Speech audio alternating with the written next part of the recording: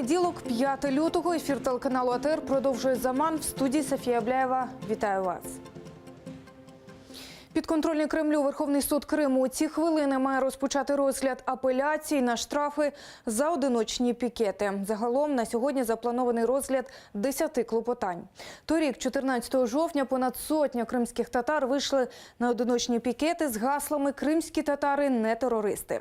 Окупаційна влада кваліфікувала цю акцію як несанкціоноване масове зібрання та оштрафувала понад 80 учасників. Штрафи від 10 до 15 тисяч. Загальна сума сягнула мільйона рублів.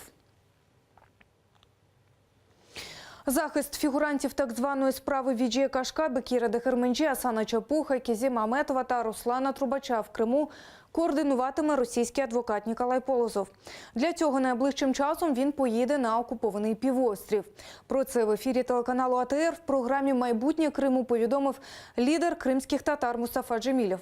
Крім того, він закликав кримських татар проігнорувати вибори президента Росії, щоб не допомагати Путіну легалізувати анексію Криму.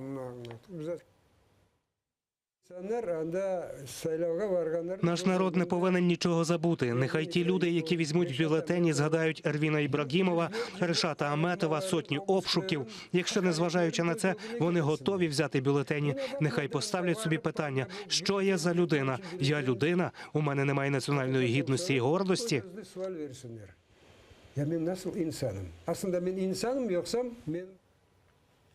Серед німецьких депутатів, які вихідними побували у Криму, не було жодного представника Бундестагу. Всі з регіональних парламентів. Про це повідомляє Deutsche Welle. За даними німецького ЗМІ, на окупованому півострові побували 3 депутатів від правонаціоналістичної партії «Альтернатива для Німеччини». Посол України в Німеччині Андрій Мельник назвав цей візит безвідповідальним вояжем, попередив про наслідки. Безвідповідальний вояж кількох німецьких політиків із партії «Альтернатива для Німеччини» місцевого масштабу до незаконно окупованого українського Криму може мати для цих горе-депутатів дуже і дуже плачевні правові наслідки. Шкода, що наші попередження досі не сприймаються серйозно. Це вже не перший демарш закордонних політиків, які демонструють прихильність до Кремля. Торік у жовтні на окупований півострів їздили італійські депутати та бізнесмени. Ще раніше кілька європарламентарів. Всі вони представляють праві популістичні партії і агітують за дружбу з Росією.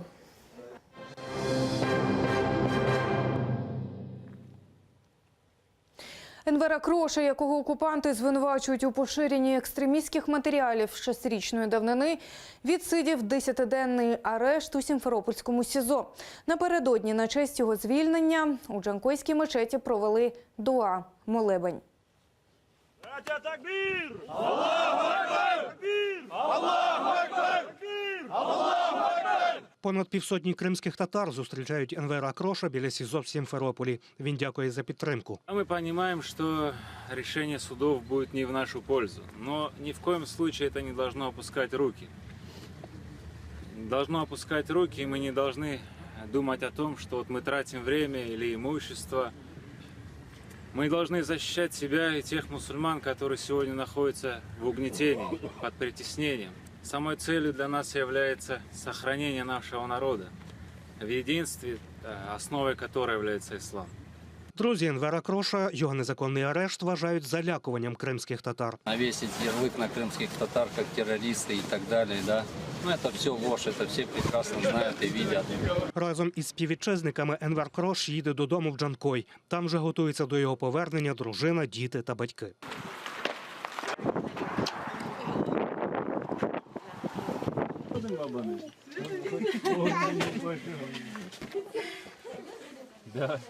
Поехали. 10 дней были для нас долгими. Как? Папа. Что вы им сказали, что папа в командировке или как? Или сказали? Нет, сказали как есть, что забрали. Ну, первые, когда они услышали, первый раз плакали, а потом, утешили, что вернется. Енвер каже, в СІЗО у камері сидів сам, читав Коран. Нині на волі продовжують брати активну участь в житті кримсько-татарського народу. Я стараюсь участвовать в жизни своего народа и в проблемах так или иначе. В принципе, я привык наблюдать картину в Крыму. Их метод не меняется, их задача, чтобы активная прослойка замолчала, остальные, естественно, замолчат. То есть, в моем случае это не исключение. Далі молитва за повернення Енвера додому і дуа в мечеті. Люди хвилювалися, що на дуа в мечеті увірвуться окупаційні силовики, але все відбулося спокійно. Олег Трохимович, Ельвіна Саїдбулаєва, Заман, АТР. Окупанти віддають кримську землю в оренду китайцям на території Нижньогірського району Крима. На полях біля селища Ємельянівка вже почалося спорудження тепличних комплексів. Днями там підключили водопостачання та електроенергію. Місцеві фермери обурені, бо вважають, що китайці позбавлять їх заробітку, а ще забруднять землю небезпечними хімікатами. Мы сами тоже арбузы выращиваем на земле, все, арбуз, лук, все, что можем выращиваем. И так в этом году вообще цены не было. А если еще начнут здесь китайцы выращивать, то мы вообще влетим в трубу, как говорится. Значит, мы не будем работать, мы пойдем на безработную биржу, а пускай китайцы зарабатывают деньги.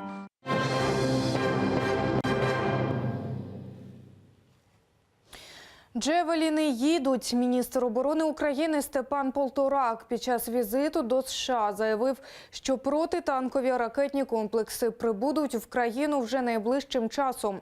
На зустрічах з керівництвом Пентагону він обговорював механізм передачі зброї. При цьому обговорюються умови зберігання, охорони технологій і підготовки операторів комплексів. Повідомлялося, що США передадуть Україні 35 пускових установок та 210 ракет до них на сумму $47 миллионов. Я снова заявляю о нашей поддержке украинского народа перед угрозой суверенитету вашей страны. Россия пытается силой перекроить границы, подрывая демократию во всей Европе. США продолжат давление на Россию с целью остановить насилие на востоке Украины, вывода вооруженных сил для соблюдения своих международных обязательств.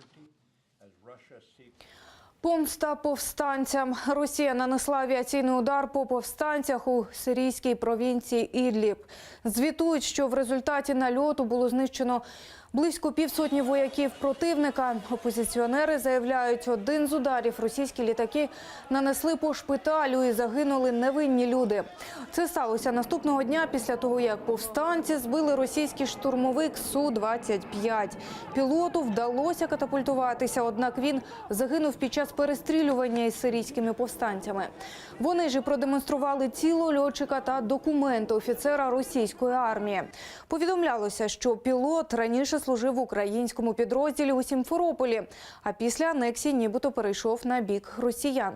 Однак незалежні розслідувачі з Conflict Intelligence Team цю інформацію спростували. بشرت روسيا تكبير الله اكبر Навального обшукали. Російський опозиціонер повідомив, що з самого ранку до нього додому прийшли силовики. За його словами, перевернули помешкання та вручили аж 2 повістки на допити у слідчий комітет Росії. Мовляв, розслідують справу про побиття Навальним поліцейського. Олексій Навальний закликав до так званого страйку виборців, який наприкінці минулого року відбувся у багатьох містах Росії. Тоді правоохоронці затримали близько 350 учасників акції. У відділку опинився і сам Навальний, але згодом його відпустили.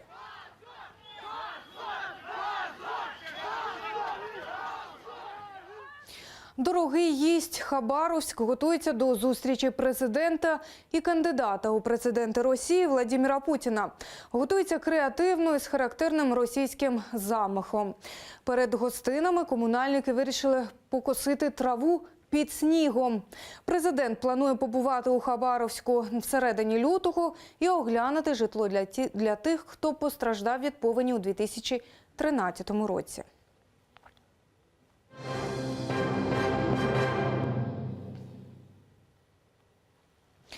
Радіостанції «Мейдан ФМ» виповнюється 13 років. Це перше в світі кримсько-татарське радіо.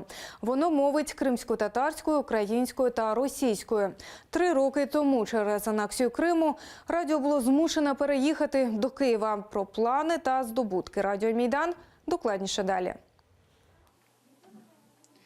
Selam aleyküm sevgili dinleyicilerimiz. Saatler Kiev'de 14 saat 17 dakika gösteriyor ve bu demek Bahtlı Anları programması devam etmekte. З 8 ранку на радіо Мейдан ФМ кримсько-татарська музика, новини та цікаві гості у прямому ефірі. Програми Мейдану слухають у всьому світі. Попри окупацію продовжує звучати воно і в Криму. Кримські музиканти не втрачають зв'язку з рідним радіо. Люди, находясь в Крыму, если и придумывают песни, различные композиции, то они в первую очередь присылают нам и просят делать премьеру на нашей радиостанции. И нас это радует, и мы призываем всех подключаться активно к этому процессу. Зараз радіо Мейдан мовить на частотах 98 FM та 101,4 FM і через супутник. Слухати радіоефір можна і через додаток Мейдан у телефонах, а також на сайті радіо. А у Фейсбук можна дивитися відеотрансляції та ставити питання у прямому ефірі. У нас не только на крымско-татарском, у нас песни и на турецком, на украинском. Мы планируем запустить также на гагаузском языках. Основная задача радио Мейдан – это живое общение с нашими радиослушателями, доносить правдивую информацию. Каждый час на украинском и крымско-татарском языках у нас выходят новости.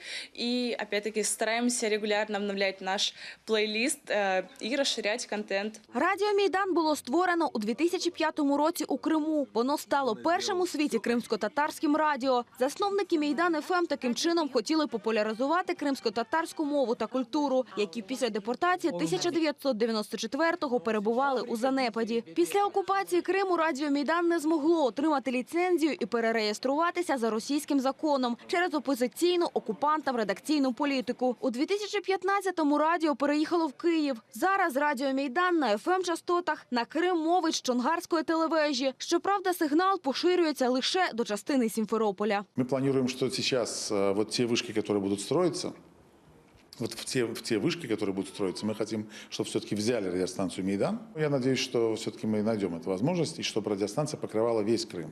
Хотим, чтобы все-таки государство Украины и власти, держатели сегодняшние украинские обратили на это внимание, пристальное внимание, потому что радиостанция «Мейдан» такой же медиаактив, крымско-татарский медиаактив, который должен работать на Крым для того, чтобы люди в Крыму получали крымско-татарскую информацию вообще об Украине на крымско-татарском языке. Найбільша мрія колективу радіо Мейдан на 13-й день народження, аби повернення до українського Криму відбулося якнайшвидше, і ефір Мейдану було чутно у всіх куточках Криму.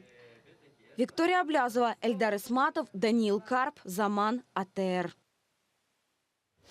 Документальний фільм про війну на Донбасі переміг на кінофестивалі у Швеції. Про це повідомив асистент режисера стрічки, український журналіст Азат Сафаров. У фільмі «Віддалений гавкіт собак» йдеться про 10-річного хлопчика Олега, який живе з бабусею у Гнутовому на лінії фронту. З початком бойових дій вони не їдуть з села, а спостерігають, як виїжджають односельчани. Торік у листопаді фільм здобув відзнаку на міжнародному фестивалі документальних фільмів у Нідерландах за найкращий дебют. Нині ж стрічка отримала премію як найкращий скандинавський документальний фільм. Це все, що ми встигаємо вам розказати на цей час. Побачимося вже за 45 хвилин у цій студії. Залишайтеся з нами.